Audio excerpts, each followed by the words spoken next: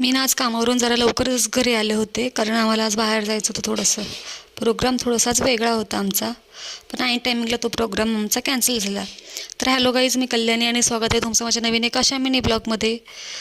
तर चला, तर आज मला जायचं आहे बाहेर, पण मग बाहेर जायचं होतं कारण ते आता कॅन्सल झालं. आमच्या आहोने आमचा प्रोग्राम कॅन्सल केला. तर तुम्ही ते समजू शकतात की प्रोग्राम कॅन्सल म्हणजे किती मोठा चिडचिडपणा आहे हा. तर मग म्हटलं ठीक आहे, आता कॅन्सल झालं तर आपण तरी कोण काय करू शकत आता.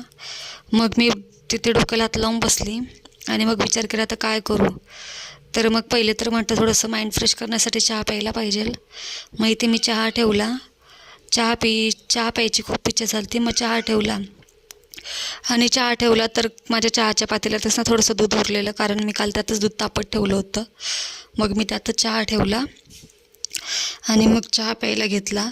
आणि चहा पिता पिता माझं नशीब एवढं चांगलं, माझी जीभच भाजली, माझ्या लक्षातच नाही. गरम चहा मी तसाच उचलला आणि घेतला पहिल्या व्हिडिओच्या नादामध्ये. तर मग माझी जीभ पण खूप जोरात अशी भाजली, तुम्ही बघूच शकता. आणि मग माझा चहा वगैरे पिऊन झाला, मी चहा पिला आणि विचार केला की आज जेवायला काय बनवू. कारण इच्छा पण नव्हती, मी येतानाच पाणीपुरी खाऊन आली होती, त्याच्यामुळे मी आज जास्त काही नव्हती बनवणार. मग फक्त मुगाच्या डाळीची खिचडी बनवली आज जेवणासाठी, कारण मी बोलली ना पाणीपुरी खाऊन आली, भूक पण नव्हती एवढी. मग म्हटलं ठीक आहे, आज मुगाच्या डाळीची खिचडी बेस्ट ऑप्शन आहे.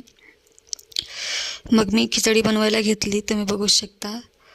मग मी ते कटिंग केलं माझ्या पद्धतीने, व्यवस्थित असं कटिंग केलं. कांदा, लसूण, हिरवी मिरची, कोथिंबीर वगैरे वगैरे वगैरे वगैरे वगैरे सगळं. मग मी मस्त अशी कटिंग करून घेतली आणि इथे मी कुकरमध्ये तेल टाकलं आणि गॅसच चालू नाही केला.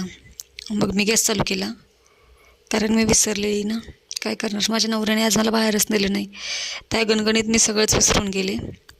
बायकांचंच दुःख माहीत असतं, अजून कोणी नाही ओळखू शकत. तर माझं तसंच झालं. मग मी इथे खिचडी बनवली आणि बसून खिचडी खाली. काय करणार, बाहेर जायला नाही भेटलं, मग गप खिचडी खाल्ली. बाहेरचं खायचं होतं, त्याच्यासाठी खिचडी खावं लागली. मग म्हटलं ठीक आहे, जे नशिबात असतं तेच करावं लागतं. मग इथे मी खिचडी एन्जॉय केली. तर माझा ब्लॉग